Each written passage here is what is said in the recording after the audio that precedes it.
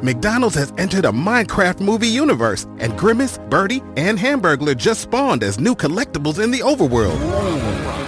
Now for a limited time, you can get one of 6 McDonald's collectibles when you order a Minecraft movie meal. Ooh. With your choice of Big Mac or 10-piece chicken McNuggets with spicy nether flame sauce. Available now in a biome near you. Oh, and at your local McDonald's. I participate in McDonald's for a limited time. A Minecraft movie only in theaters. At State Farm, we're committed to uplifting Black futures. In collaboration with organizations like 100 Black Men and National Urban League, State Farm provides high school students with the opportunity to learn and apply best practice strategies for saving and investing, all while offering academic support, life skills, and exposure to college access programs to prepare these students for life after high school. Check out 100blackmen.org and nul.org to donate and learn more. Like a good neighbor, State Farm is there. What's up, y'all? It's your boy David with Black Wealth Renaissance, and I'm here today to tell you guys about Anchor. If you haven't heard of Anchor, it's the best place to make a podcast. Anchor is a free app that has creation tools that allow you to record and edit your podcast straight from your phone.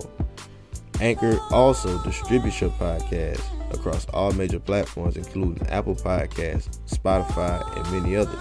You can also make money on your podcast with Anchor with no minimum listenership. Anchor is everything you need to make a podcast in one place. So if you're looking to get started on your own podcast, download the free Anchor app or go to anchor.fm.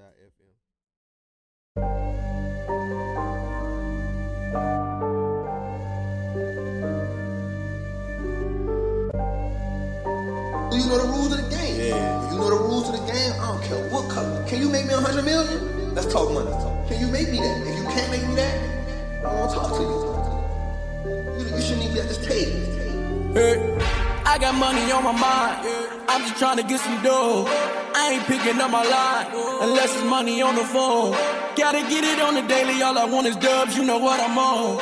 I've been chasing after paper. All I know is run money marathon. Do 5 years of this and be a millionaire and go on do what I want to do, have kids, go live my chip and joy in the games life out here in Texas, or struggle for the next 10 years.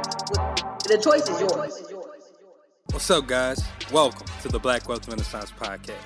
Our goal of this podcast is to normalize Black wealth and share helpful resources and tips we believe will be useful in attaining and maintaining generational wealth. Please feel free to rate and comment on our podcast. We would love to hear all feedback you have. Now, enjoy the show. Welcome, everybody, to the Black Wealth Renaissance Podcast. It's your boy, Jalen, 1/4 of the Black Wealth Renaissance, checking in on this lovely Saturday. How y'all doing today, fellas? Doing good, man. Checking in. This is your boy, Kelly. Doing lovely on this great Saturday evening. How you doing over there, Jared? What up? It's your boy, Jared, man. I can't complain, y'all. It's a good Saturday, man. Got me a new mic and stuff. Sounding good and everything. Got my lights. Don't look like an unlocked character no more, man. It's up there. What's up? Man, How we doing this Saturday? Let's get it, bro. It does look good. We got some new equipment, man. We sounding good. We just trying to step up the podcast for our audience. We're really just trying to give y'all the best quality we can. So we heard your request for us to make sure our audio is good. But anyways, let's get straight into this episode, man. This is another great episode. We got a brother hailing out of Pennsylvania. Really first generation West African American. Our brother Sulama. How you doing, my brother? Welcome to the show. Thank you for having me. It's honestly an honor to be here. Hey, no problem, my brother. So we'll just jump right on into it, man. I'll explain to the audience why we got you on here, man. For those of y'all who don't know, he actually created an app called Quick Mats. It's an iMessage game, and it really just helps you with your math, addition, multiplication, division, subtraction. We ended up playing it yesterday. It was hella fun. So I just want to say, how did you get started? What was your journey to developing the app? Well, first off, I've always been into tech. Like, it's something that's been a passion of mine ever since I was a teenager. I was really interested in it around late middle school. You know, I was looking into, at the time, it was a very exciting time in tech. The iPhone was starting to become more mainstream. It was still somewhat of a novelty, but it was starting to grow in popularity, as well as the fact that there was a lot of new exciting things coming out, given that it was the cross of a new decade. So during that period, I was just really interested in tech, just seeing what's going on. I remember I used to sketch designs of products that I wanted to make in the future and whatnot. But I didn't really start getting into the code side until about 2-3 years later. When I was in high school, I actually built a web browser called Sulu browser. It allowed people to go on the net. It was kind of like Google Chrome and Internet Explorer. It allowed people to browse the web. It was something really basic, but it was something that I had a lot of fun with developing. And really from there, I just started slowly but surely learning a little more about code and product development and whatnot. And that's pretty much what led to QuickMass. That's the culmination of everything that I've been doing for almost 10 years. Hey, man, that's dope. Look like you got something to say, Jared. Yeah, now I got a question. So like what out of like with your app development and everything, what made you go, the direction with like addition, multiplication, like would it being a math-based problem like app? Yeah. So I got a funny story about that. So I was browsing Twitter one day, just messing around and whatnot. And I see a viral tweet on times tables. And someone quotes it and they say, hey, this should be an iMessage game. And this was actually a year ago. And I look at it, I'm like, I'd be surprised if there isn't an iMessage game that doesn't incorporate math. So I go on the App Store, I take a look at all the apps that are there, and not only were there many math games, but the ones that were there were not of quality. Excuse my language, or I don't want to come off as cocky, but they were kind of trash. So I was just like, you know what? This is something that I can make a whole lot better, a whole lot more fun. And, I was actually in Africa at the time too. I was on a month-long vacation. So then from there, I just straight up started studying the iMessage platform, seeing how it works. And, I just slowly but surely began to build what is known as QuickMass. So how did that process look as far as studying the iMessage platform and how to design and code in that iMessage platform? Yeah, sure. So the iMessage platform, it incorporates a programming language called Swift. Swift has been used for about 5 years, actually 6 now. It came out in 2014. And that's a language I have familiarity with. Like I've coded other projects and whatnot. And Apple, one of the cool things is that they offer documentation on different tools that they offer to developers. And one of those tools was the iMessage kit. And I went there and I was reading all the stuff about how they incorporate iMessage, how to use it, and also using my existing knowledge of Swift and design and whatnot. And slowly but surely, I began to get it and understand it and build on top of that. And I kind of want to go back a little bit further, my brother, like even as far as you just taking your first steps into coding, because I know like in our community, we're starting to get more coders and stuff like that, but still I don't see enough of us in tech. Right. So how did you get into coding? What was your first really just like taste at that? So again, I've been very interested in tech. Like I always wanted to make products. And as I started to research and look deep into it, I came to the realization that, code is one of those things that allows people to build products, more specifically software products. And I figured, if I can learn even a basic amount of code, I could use that knowledge to build products. And I'm kind of fortunate in that I came from a fairly upper class area in a majority white area. So I was exposed to a lot of things that people that look like me wouldn't be able to. So that made my path a little bit easier. And, I just started slowly but surely getting into coding and getting a little bit better.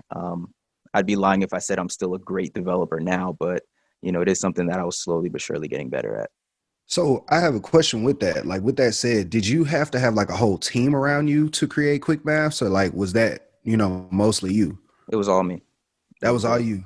No one helped me out. I did all the design, all the back end coding, all the front end. That was all me. That's dope. Yeah. How long did it take you to do that? So I was studying, like summer of last year, I was studying the iMessage platform, and I was working on it here and there. Like I was more focused on options trading at the time. So it was something I'd, work on it for about 30 minutes and then I'd go back to doing something else. But then earlier this year, I was like, you know what, let's just run through it and let's finish it. So if you were to combine the amount of time that I put into the project, it would have been about a month. So. Okay. So about a month, and all of this was just self-taught. You didn't go to like no classes or nothing like that. I did buy when I was getting some confusion with the iMessage platform, I did buy a course in Udemy on how to develop for iMessage. And, I skimmed through that a little bit and just to gain more knowledge. But aside from that, I didn't go to any formal class or whatnot in order to build QuickMass. Hey, that's dope, man. That's really dope. So if there's like someone who's up and coming and they want to get into tech, where would you point them to say, okay, this is where you should first go to at least start educating yourself, or at least starting to learn the language so you can be familiar with what they're talking about? Sure. So Twitter is a phenomenal resource for tech. There's a lot of great people out there that if you just simply follow them, you'll gain understanding of what's going on within the industry right now. Because right now, it's an incredibly exciting time. A lot of foundations that are being built now are going to set the next 25, 30 years. So if you just simply do the task of following these people, you're going to be in good shape. In addition to that, I would recommend also looking into the Swift language, the iOS language. It's very simple to learn. Back in the day, like let's say 10, 15 years ago, programming language were a little more complicated. The grammar or the syntax of them, it's one of those things that used to scare people. But nowadays, programming language have gotten significantly easier with Swift and Kotlin and all these different languages. So I'd highly recommend if someone's looking to get into software development in particular, to look into that. McDonald's has entered a Minecraft movie universe, and Grimace, Birdie, and Hamburglar just spawned as new collectibles in the overworld. Now for a limited time, you can get one of 6 McDonald's collectibles when you order a Minecraft movie meal. With your choice of Big Mac or 10-piece chicken McNuggets with spicy nether flame sauce. Available now in a biome near you. Oh, and at your local McDonald's. I participate in McDonald's for a limited time. A Minecraft movie only in theaters. Can you shout out some of those people that they might want to follow? Is there maybe like a hashtag they can follow or anything like that? I mean, Black Tech Twitter is a good one. 100 Days of Code is also a good hashtag.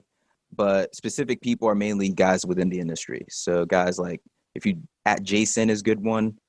I know Naval, at Paul Graham. I don't know if it's at Paul. I think it's Paul G. But these are some of the guys that deep within the industry and invested in companies like Facebook and, Uber and whatnot.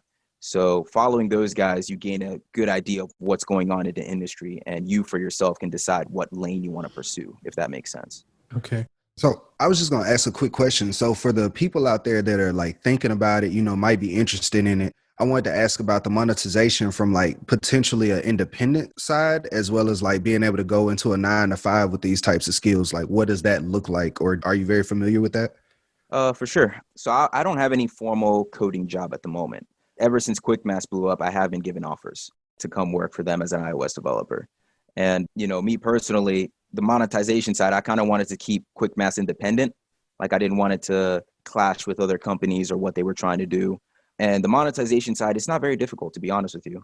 The way ads are delivered through the app is through Google. They have a platform called AdMob. So if you integrate that within your apps, you can bring in some residual revenue very easily. Another thing is also I recently added an in-app purchase. So what that allows users to do is to pay $1 to simply remove ads. So that's from the Apple side too. So I'm getting checks from both Apple and Google from that. So if you can create something of value that people want to come back to and use, and you decide to monetize it, you can definitely make money, no problem. So from the Google side, is it just like they pay you by the number of views or the number of users using it? How is that? How is the pay per click, or how is it? So they have something called an eCPM, right? Consumers per minute, I believe it is. And it's based on the number of impressions and the number of ad clicks that you get. So if you get enough ad clicks on, whatever advertisement that you're showing, or enough impressions, that equates to about, I think it's a cent. So that can all add up slowly but surely. And it is definitely paying off very nicely on the monetization side. Hey man, I love to hear it. And about how long did it take you, once you had it, ready, I got the finished product, how long did it take you for you to get it into the App Store? What was that process like? Did you have to go through a few loops and hurdles and everything like that? Yeah, so Apple actually they have a vetting process for apps. So you upload it to them. They have some testers on standby, and they'll take a look at what your app does, whether it has some game-breaking bugs or whatever. It used to be a lot slower. It used to be, if you uploaded it, it would take about a week for them to either approve it or deny it. Nowadays, it's significantly faster. It's about, at maximum, 48 hours. So when I uploaded the app and, Apple reviewed it within a day, and they're like, it's all good to go. And I released it. I think it was February I released it for people to use. So, now you got it in the store.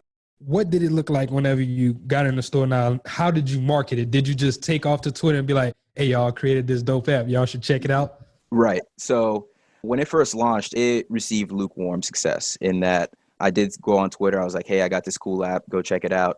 And the people who decided to download it, they actually loved it. Especially on the Blackwell side of Twitter. Shout out B, shout out Stun and them. They were doing their best to push the game. And it gained within a week, it was about 1,000 downloads, which to me at the time felt like a lot. So then as time went on, the downloads started to slow. I was getting maybe tens of downloads a day. Then a month ago, someone decided to make every now and then, you guys know Twitter, they like to redo tweets and whatnot. Mm-hmm. So someone posted that times table again. And then another person quoted it by saying, hey, we want this to be an iMessage game. But I'm like, hold on, wait a minute. I made this like earlier this year. So I quoted it and that tweet ended up going viral. And within that tweet going viral, within 48 hours, I gained about 40,000 downloads. Damn. And currently it is sitting at about 120,000 downloads right now.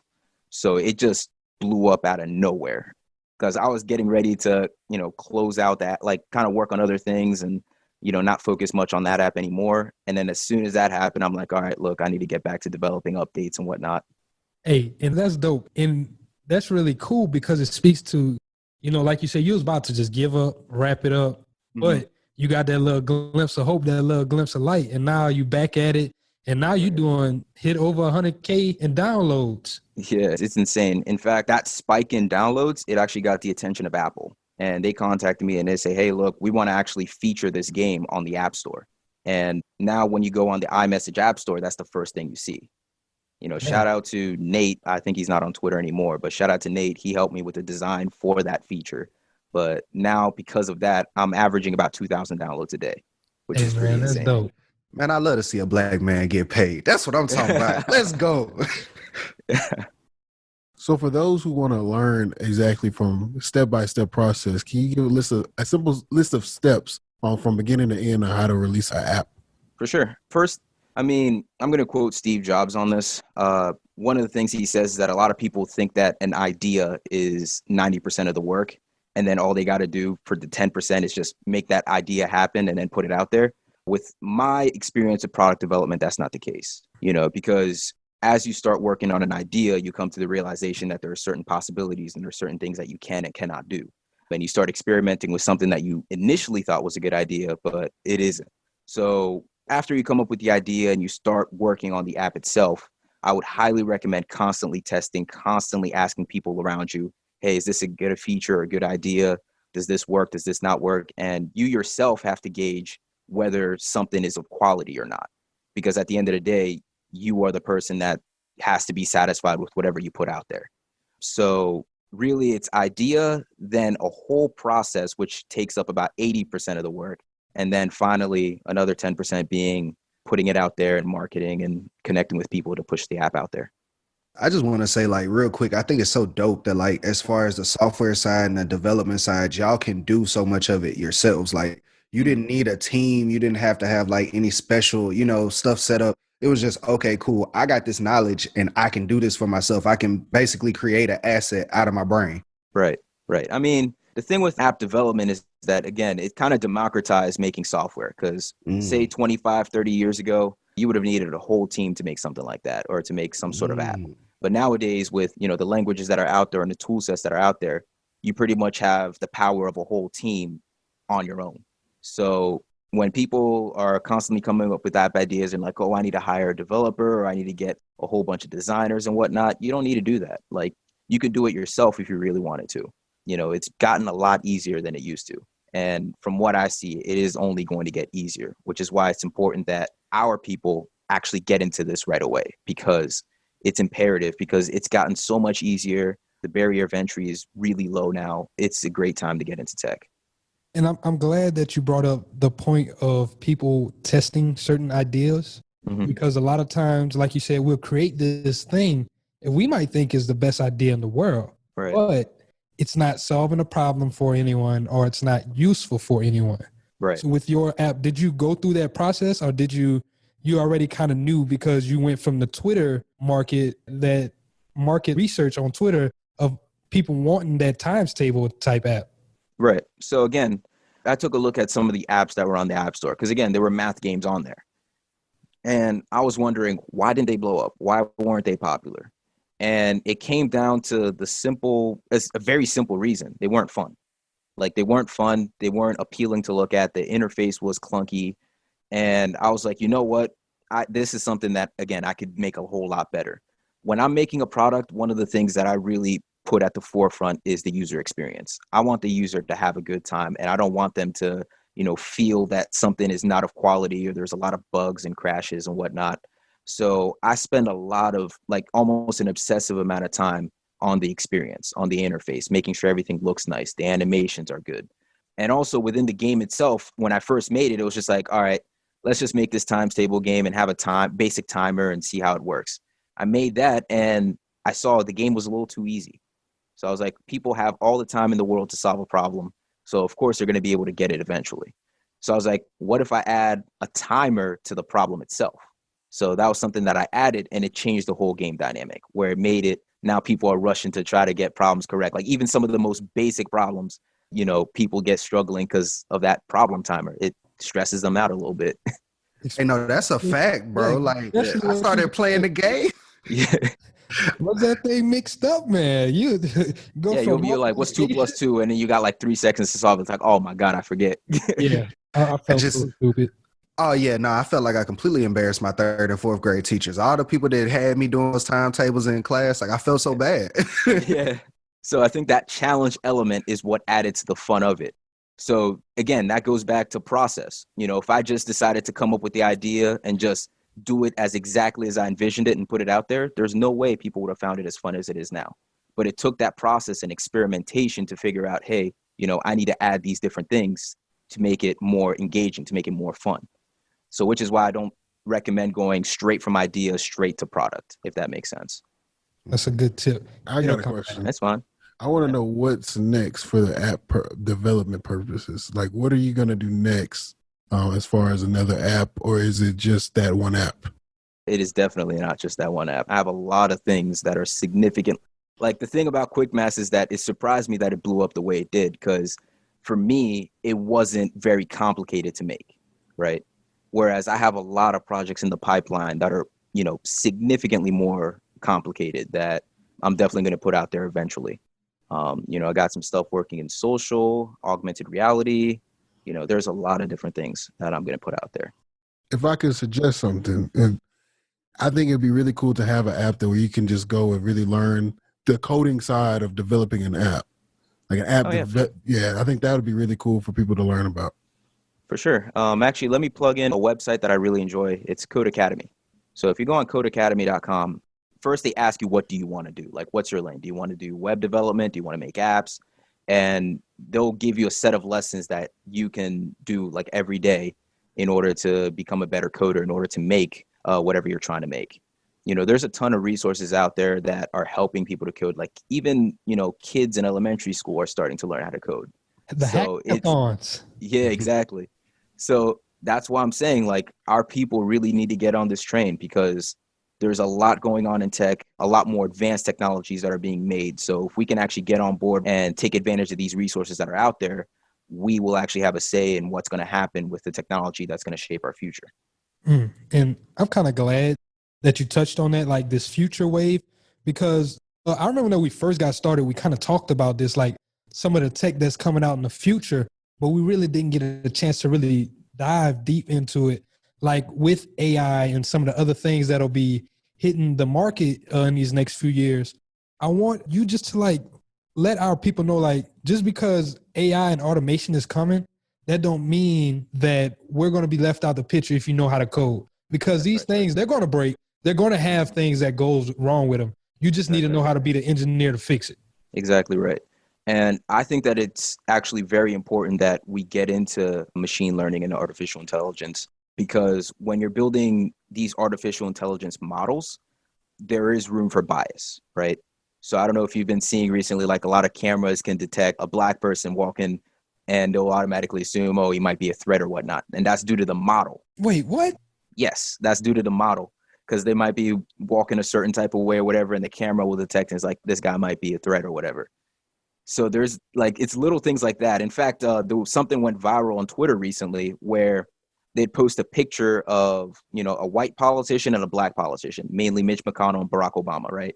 And this guy's like, let me see what Twitter does. And Twitter, when you post a picture, it automatically focuses on the face of whoever, right? And when they posted both pictures of Obama being on the very top and Mitch McConnell being on the very bottom, and then vice versa for the other picture, Mitch McConnell showed up on both.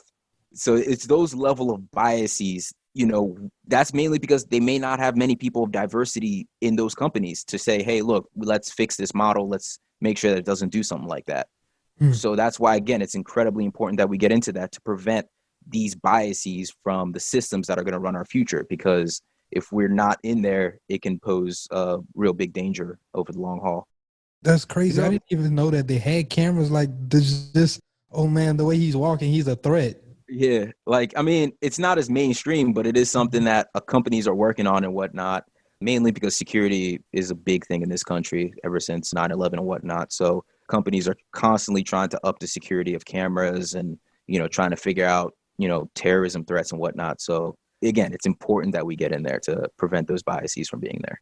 I had actually seen something similar to that. They were talking about it with TikTok. I think it was. They were talking about how the content creators, how some of the like content creators that weren't black were ending up like taking their stuff and like being able to get higher rankings and get more popular with it because of the fact like the algorithm, it was something with the algorithm that was having that bias where it was choosing like black faces versus like other faces and like ranking them lower. Right. Yeah. I mean, TikTok has a whole set of problems, but within the algorithm, it actually came out that they would discriminate against not only people of color, but also disabled people and people who weren't deemed conventionally attractive. What?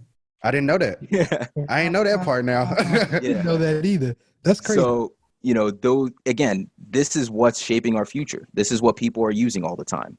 So the fact that these biases find their way into products that people use every day, it ends up, you know, subconsciously affecting people, whether they know it or not.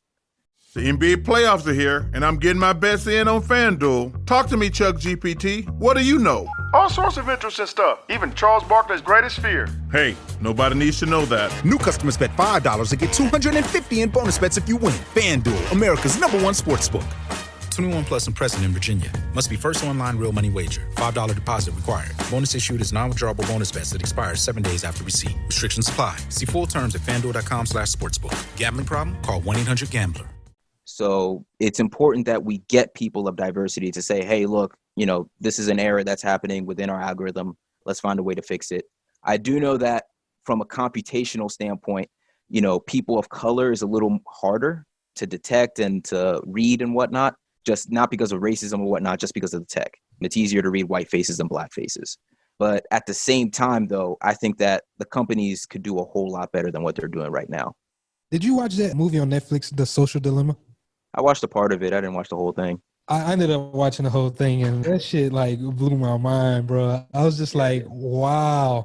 But that was one of the things that I noticed too, like just throughout the movie. I was like, where's the people of like ethnic background? I don't see any of us. Exactly. Then they're talking about, oh yeah, man, we fucked up. We built these machines, so now they're targeting us, and they were talking about how they created it and they ended up getting addicted to some of the apps that they made. Right. I mean, that all comes down to design. There's something called a dark pattern design in when you're developing a product on the software side, where you implement these little behaviors that, you know, people may or may not know that they're engaging in that are ultimately negative, right? So with Facebook and Instagram and whatnot, a lot of those behaviors, they've been building for years. Like we've been getting into these negative behaviors and whatnot to the point where it culminated to the toxic environment that is now known as Twitter, or that is now known as social media in general. So now it comes down to how do you fix it, right? Because a lot of these companies, they don't necessarily want to take drastic measures, mainly because they do know that it'll cut their revenue line. But at the same time, you know, society as a whole is delving deeper into, you know, it's just getting worse overall, partly because of social media. So it's absolutely, I think that there's going to have to be some sort of solution, whether it's another company or another product, or the company or the government has to force these companies' hands into actually doing something.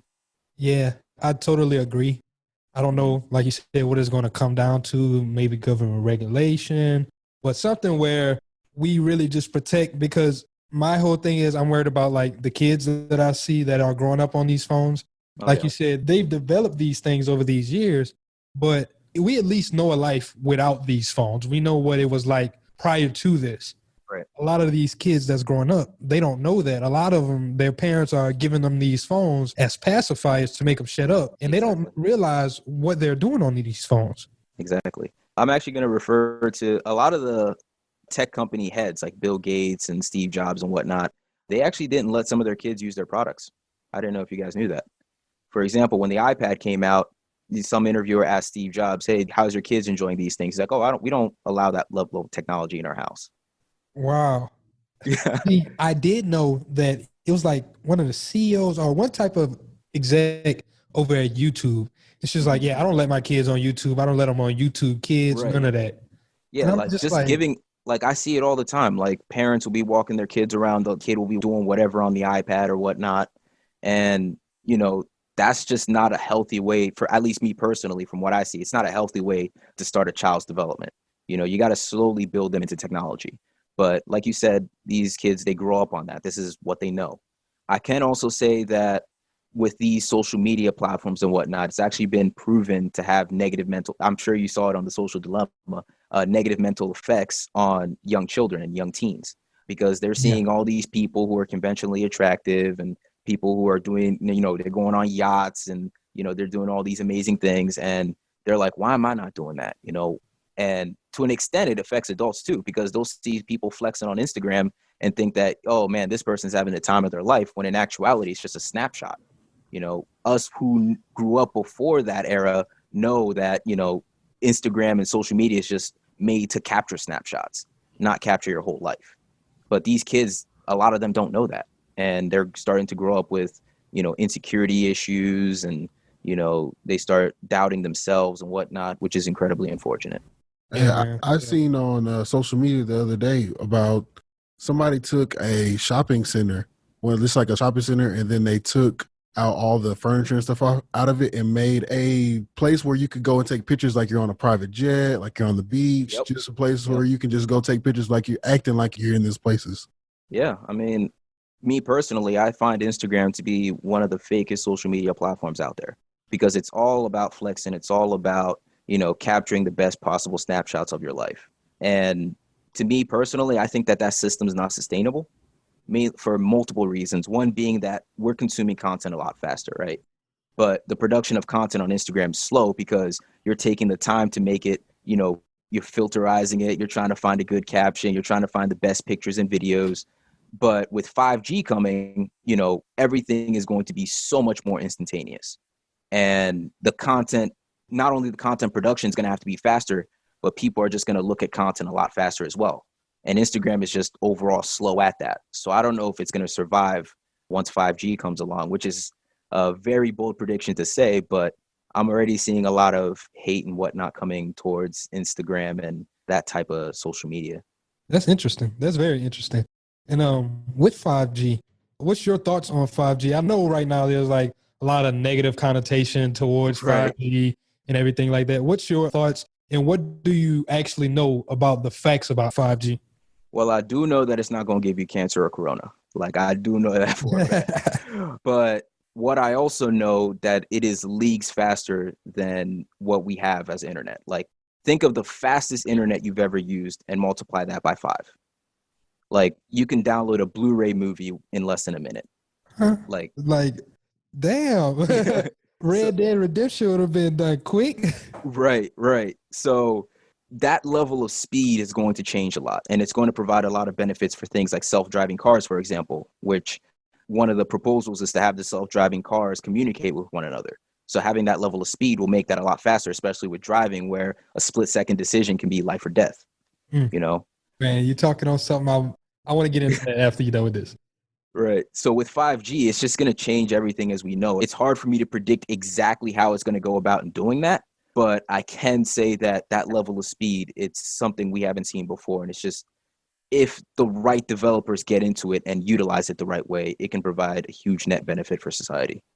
And I totally agree. And with that self-driving car thing, I used to be a car salesman. And I remember whenever I first got started, it was like 2 years ago. And they were talking about some of the things that was coming down the pipeline. One of the things was the cars speaking to each other. and like the whole way that the 5G network works. If you're not familiar with how 5G works, is 5G, instead of using a lot of big towers that transmit huge wavelengths across, you're using more smaller towers. It's kind of like a micro mesh network, correct? Mm-hmm. So you're using a whole bunch of smaller towers in closer ranges so it can translate at a faster speed. But with that, like he said, they're talking about cars communicating with each other. And another thing is it'll be able to communicate with the red lights.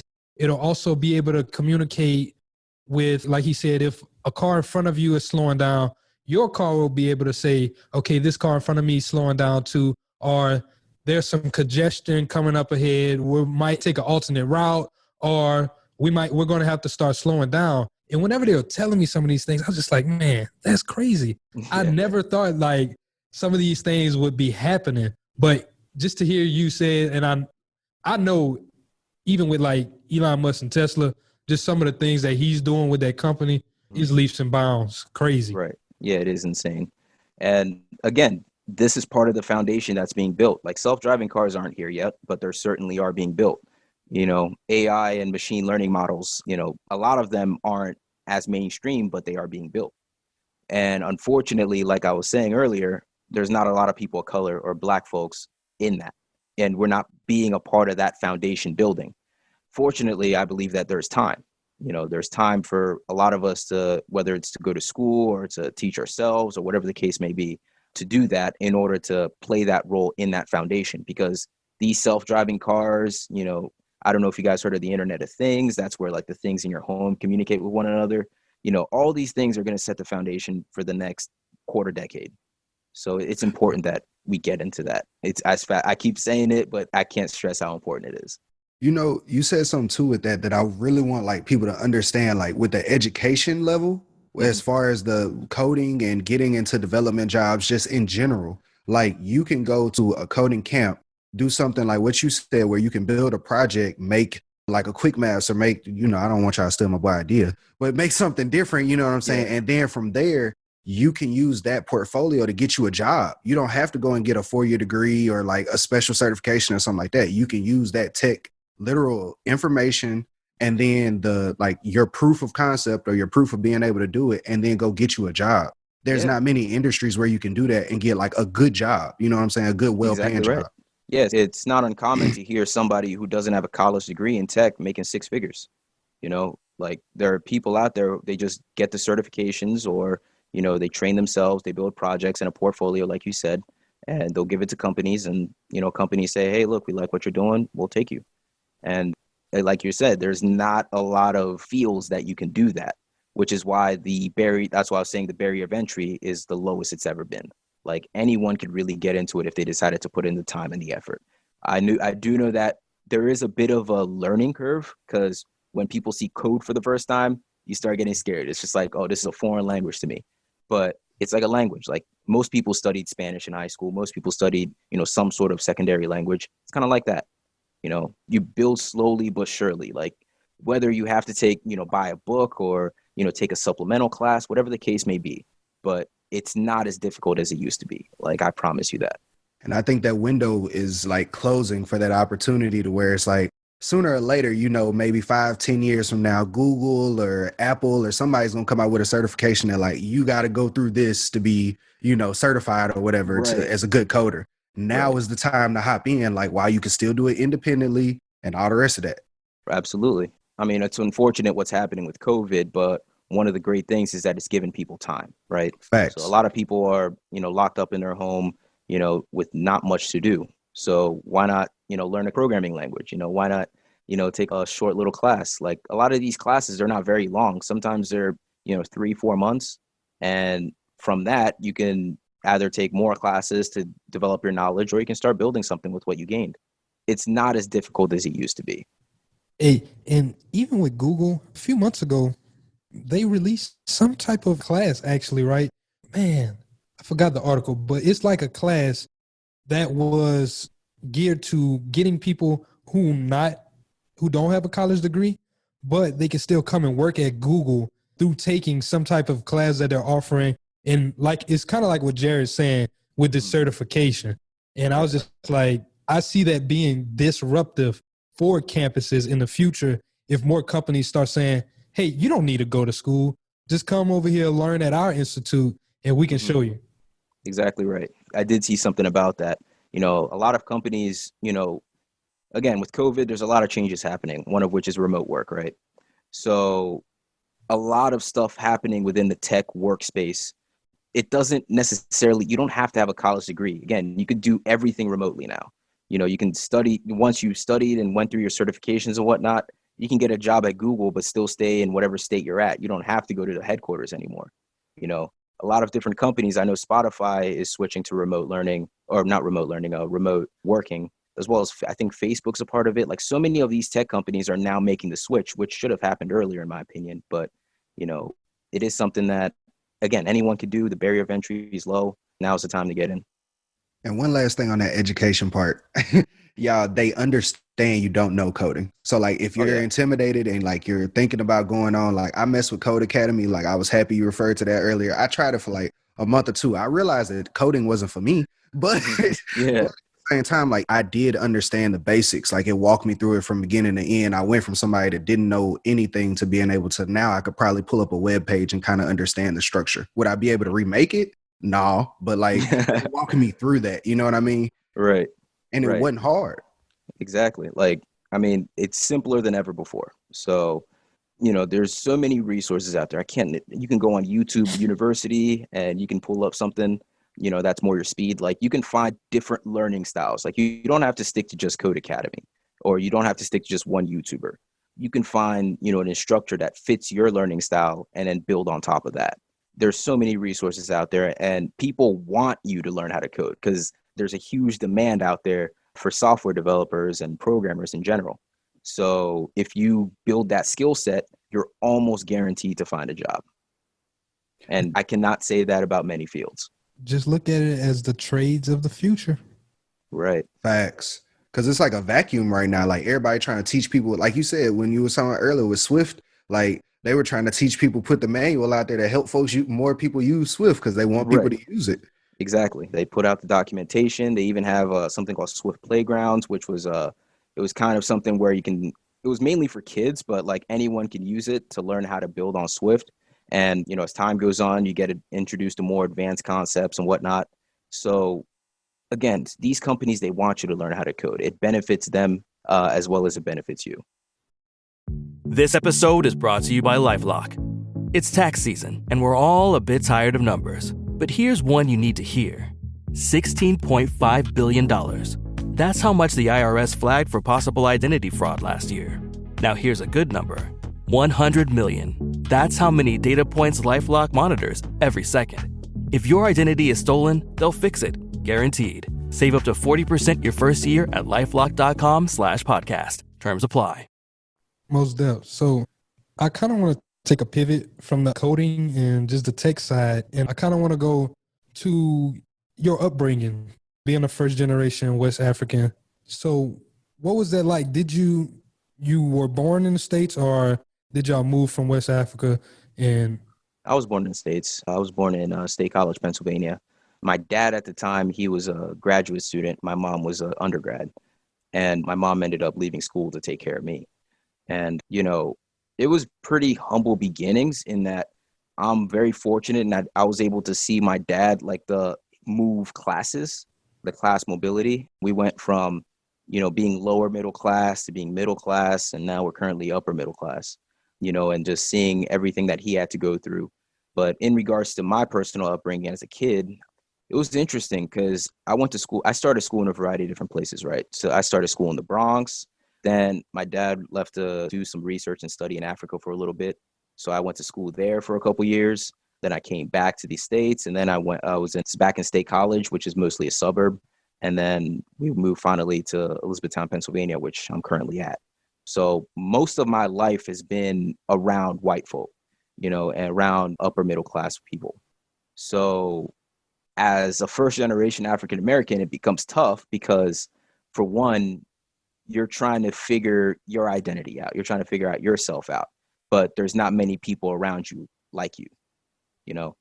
The benefit of it, though, is that you know, I'm not sure if I were not in this environment that I would have been introduced to tech, you know, because again, there's so many different opportunities that were available to me that many that look like me don't have. So I guess that's a benefit of that. And being that you were exposed to some of these different things, were you exposed to money as a different way? Did you look at the way money worked differently? Yeah, I did look at money a little bit differently. You know, I didn't see it as, you know, something to just simply take and spend, but rather, you know, it's a tool. You know, it's something that you can reinvest, you can build with it. So that's something that I learned at a really young age because like I said, I always wanted to build my own products and whatnot. So that included not only learning how to code, but also being an entrepreneur. So as I started to learn and get into that, you start viewing money less as something to, you know, simply use to live, but rather not only do that, but also use it as a tool to set yourself off better in the future as well as future generations. And you know what? That's really important. And I wanted to bring that up because it's just so crazy how even you just as a black man, but you're in this different environment and you're exposed to so many other things that if you were probably more so around our community, you wouldn't have been exposed to those things because a lot of times it just feels like that information just skips us, or it's like it's just not really given to our communities because, you know, it's a control mechanism. If you keep the class lower, you have someone to work, you have someone cheap labor, things like that. So I just wanted to talk about that because that was just so important. And I was pretty sure that your relationship with money growing up was different than what mine was, because I'm gonna be honest, my relationship with money was totally different. I just saw people using money to get by, buy shoes, do this, have a good time. Exactly right. But, you know, you guys are, one of the things I really like about your podcast is the importance in building Black wealth, right? Because I think that if we get more people like us to build wealth, ultimately it'll benefit our community because we're going to reinvest it, no question. So I think that viewing money as a tool is actually imperative in that goal. You know, instead of viewing it as something to get by or spend or, you know, try to look nice or whatever, try to save some, you know. I know a lot of people come on this podcast and they say, you know, save some cash, but honestly, save some cash because it's something that your future self will thank yourself for it. Yeah. Most def. And speaking of saving, I heard you talk about options too. What type of investing are you into, my brother?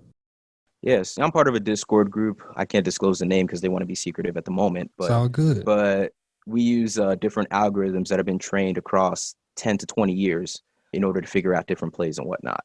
And it's something that the algorithms, they are incredibly, not only are they incredibly accurate, but it also depends entirely on position sizing, you know, how much you're willing to invest of your net liquid.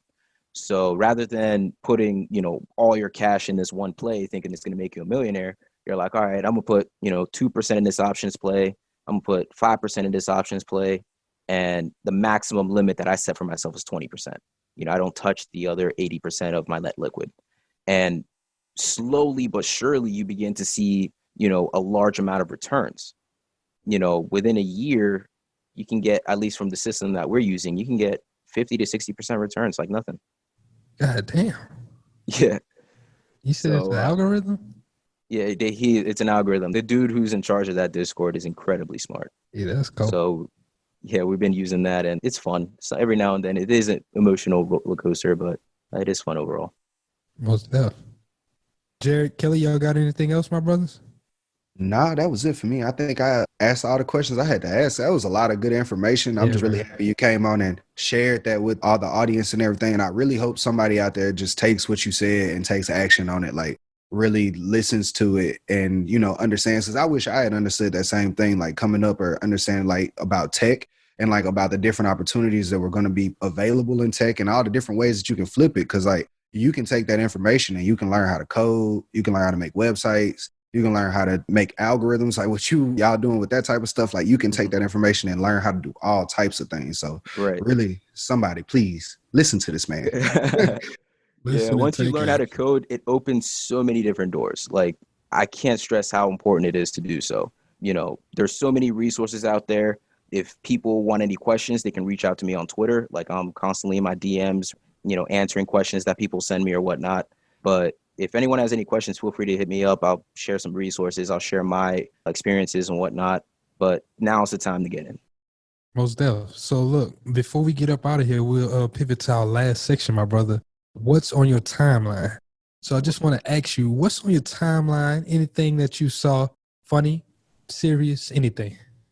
What I saw on my timeline, I see a lot. But one that I saw today was, a man complaining about paying a date for a woman. And I know that that's a constant debate going on within the Twitter sphere. And me personally, I think that if you invite someone out, I don't care if it's a romantic date or they're a friend or whatever, it's your duty to pay. That's just how I feel. I don't know how you guys feel, but that's my opinion. Hey, I agree with you. If I ask you out, like, I'm going to pay. Like, I'm not going to just ask you to come with me and just be like, oh, I thought you was going to pay. No, like, I initiated this. Right. Exactly right. That's but crazy. I see that debate going on, and it seems like it's never ending. So it is a never ending debate. I 100% agree with you. Agree. No, I agree. Nah, I did. So just to mess with some of my friends, I did ask them. I was like, okay, so women that I know, how many of y'all would actually ask a dude out on a date? And most of them was like, hell nah. Like, I'd rather eat my shoe first. And I was like, okay. So then how you gonna ever end up paying? You ain't asking nobody on no dates. Right. But at the same time, the crazy thing is when women shoot their shot, like 99% of the time it hits. Oh, facts. They don't miss. They don't miss. So ladies, just heads up, shoot your shot more often. Yeah. There we go. That's the moral of the message right there. But man, appreciate you so much, my brother. Once again, just plug yourself in, let them know where they can follow you, where they can find you, get any type of information they need to, all your social medias, anything like that. Where they can get quick maps. Yep. So my name is Sulu. It's at AMALOUS _ on Twitter. And then I'm also recently getting active on Instagram. That one's at Sulu, SULU _ TRAORE. Those are really the only two social medias that I use. I try to stay away from Facebook and whatnot. Hey, smart man. Most definitely though. And before we jump out of here, I just want to say thank you for coming to the show, my brother. Thank you for dropping this game. Thank you for just letting us know about what's going on in tech world. I just want to see keep on doing great things with what you're doing. I just want to get into some house cleaning. I just want to say thank you to all our followers coming in week and week out. Like we said, we're trying our best to give you guys the best experience that you can. If our sound, if everything else sounds good, just let us know. Leave us a review. Share with your family and friends. We're constantly growing. So I just want to say thank you. We're getting past these 10,000 play episodes. So appreciate everybody. Jared, Kelly, what y'all got, my brothers? I just want to say thank you, Sue, for coming on. And I want to say, everybody, please download Quick Maths. It's a really, really fun game. And keep supporting.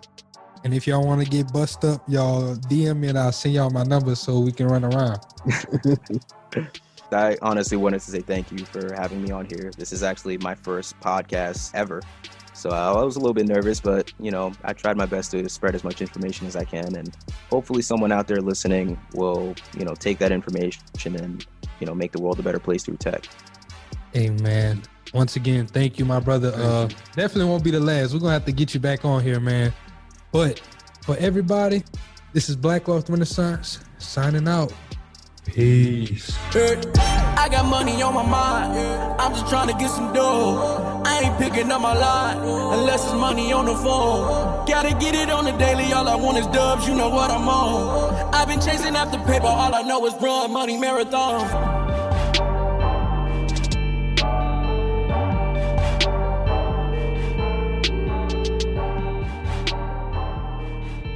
McDonald's has entered a Minecraft movie universe, and Grimace, Birdie, and Hamburglar just spawned as new collectibles as part of a Minecraft movie meal with your choice of Big Mac or 10-piece chicken McNuggets with spicy nether flame sauce. Participate in McDonald's for a limited time. A Minecraft movie only in theaters.